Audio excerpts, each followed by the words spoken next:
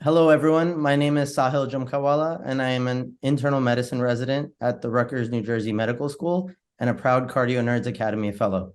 Today, we have the pleasure of speaking with Dr. Petr Ostadal of the ECMO-CS trial, the results of which were presented at the 2022 American Heart Association Scientific Sessions. Dr. Ostadal is the head of the acute cardiology unit and the deputy head of the Department of Cardiology at Homolce Hospital in the Czech Republic, where he also serves as professor of medicine. His area of expertise include the management of cardiogenic shock, cardiac arrest, the use of mechanical circulatory support, and the management of acute coronary syndrome. Dr. Ostadal, thank you so much for joining us today. I am happy to be here with you. Dr. Ostadal, can you start by describing some of the main results of this very important study? Thank you very much. The ECMO-CS trial was a study to compare immediate insertion of ECMO and early conservative therapy in patients with severe or rapidly deteriorating cardiogenic shock. In this trial, the immediate insertion of ECMO was not associated with improved outcomes in the comparison with the early conservative therapy.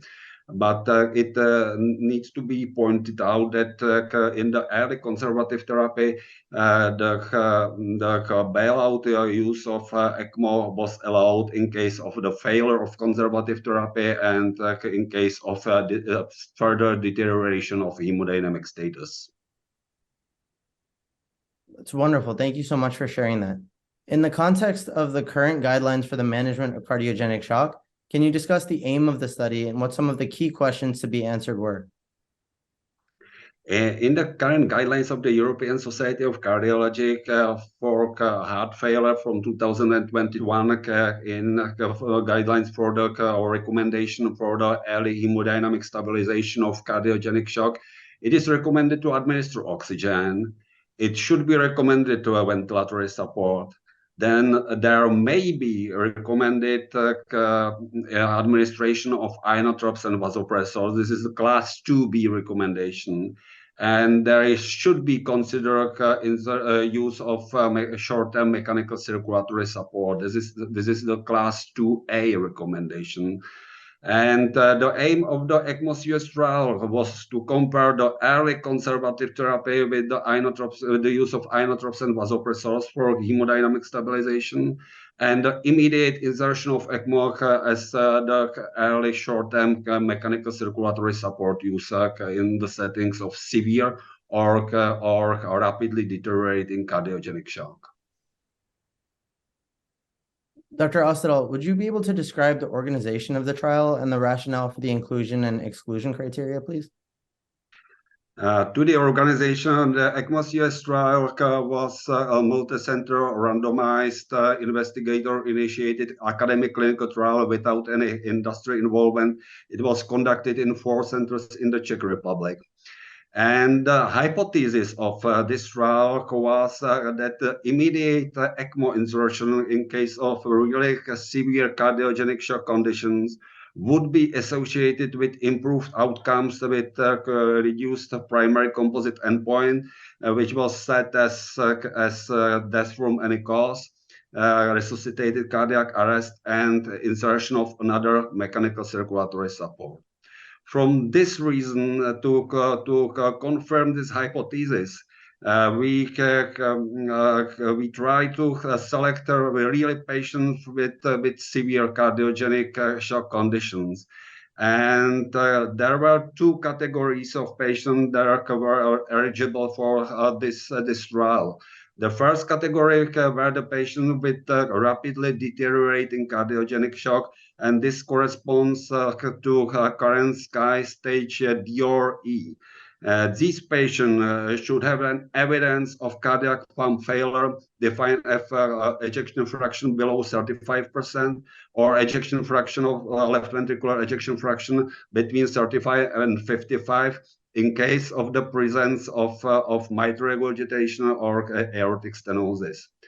And the second condition for these patients was the presence or was the requirements repeated boluses of vasopressors to maintain mean arterial pressure above 50 millimeters of mercury. So this was the first category of patients eligible for the study. The second category were the patients with severe cardiogenic shock, which best corresponds to current SCAI stage D. And these patients should have an evidence of cardiac pump failure, defined as low cardiac index or low systemic blood pressure, together with the evidence of cardiac pump failure, the ejection fraction below 35 or ejection fraction 35 to 55 in case of the presence of severe mitral regurgitation or severe aortic stenosis. And these patients should have also higher doses of vasopressors and inotropes. The second condition was the evidence of tissue hypoperfusion, defined as higher levels of blood lactate or lower SVO2. And the third condition was the exclusion of hypovolemia based on the values of central venous pressure or pulmonary capillary wedge pressure. We try to define these eligible patients for this population based on really objective parameters. We didn't use any subjective results of clinical investigations. All the parameters can be showing numbers. So we try to be really very objective. And therefore, we defined really patients with severe cardiogenic shock. And we try also to exclude patients where protective effect or beneficial effect of ECMO cannot be anticipated. And I would like just to mention the cardiac arrest survivors. This patient subgroup which was included in the other trials with cardiogenic shock and mechanical circulatory support. However, we believe that that ischemic brain damage, which is one of the major causes of death in these patients, cannot be reversed by the insertion of ECMO. Moreover, we believe that in patients after cardiac arrest, the shock is usually a combined shock, which has an important peripheral component. And again, this condition cannot be reversed by the insertion of ECMO. Therefore, we really try to define study population where the protective and beneficial effect of ECMO can be observed, and with the aim to confirm the hypothesis that immediate ECMO insertion in severe cardiogenic shock will improve prognosis. Thank you for clarifying the design and the rationale of said design of the trial. Notably, this is one of the first randomized control trials, if not the first, of temporary mechanical support versus pharmacologic therapy in cardiogenic shock. What is the impact of being able to recruit and enroll such a difficult patient population in a trial like this? Thank you for this question. And I would like to confirm that the recruitment of this population is very difficult, and we try to define really patients with severe cardiogenic shock. These are not all patients with cardiogenic shock, and the enrollment was much slower than we anticipated, and the trial was scheduled to be finished with the recruitment in 2019. Now we are 3 years later. It had to be said also that there was a problem during the COVID pandemic, where for almost 18 months the recruitment was stopped because of the problem with the resources.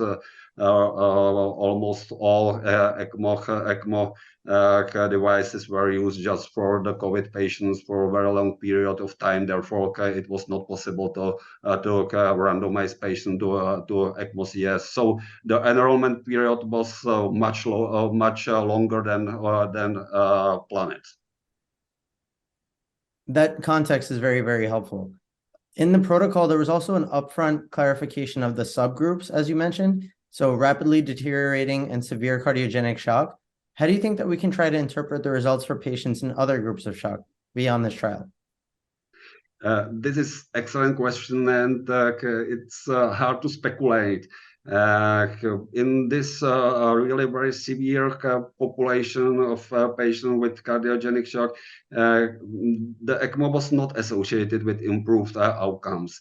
It is questioned and whether it can be helpful in patients with less severe cardiogenic shock. Maybe if inserted earlier during the progression of shock, but it's just the speculation. Furthermore, I mentioned already that some groups of patients were excluded, like cardiac arrest survivors, but there were also other subgroups excluded where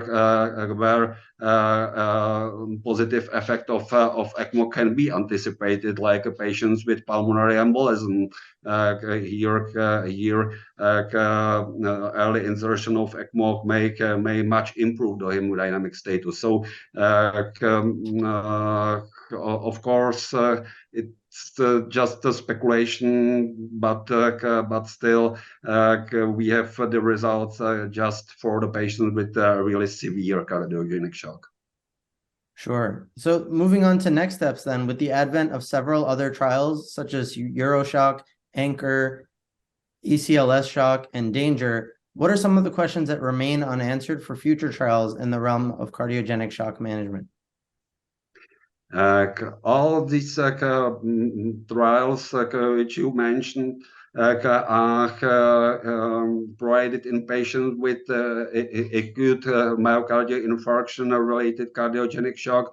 So I hope we will have very soon excellent evidence in this subgroup of patients, but still the patients with cardiogenic shock due to myocardial infarction, this is the half of the patients with cardiogenic shock, and maybe we'll need more information, more evidence also for the patients with chronic heart failure and progression of chronic heart failure into cardiogenic shock. This is another very large population of patients, and maybe also in other, like already mentioned, pulmonary embolism associated with cardiogenic shock. Therefore, still, even after the presentation and publication of these 4 large multi-center randomized trial focused on mechanical circulatory support in cardiogenic shock, there will be still a large gap of evidence that should be filled with another randomized trials. Well, we look forward to seeing the results of these trials as well. Thank you again, Dr. Ostadal, for taking the time to speak with us today. And thank you and your co-authors for this absolutely incredible work. Take care. That was my pleasure to be here with you. Thank you very much.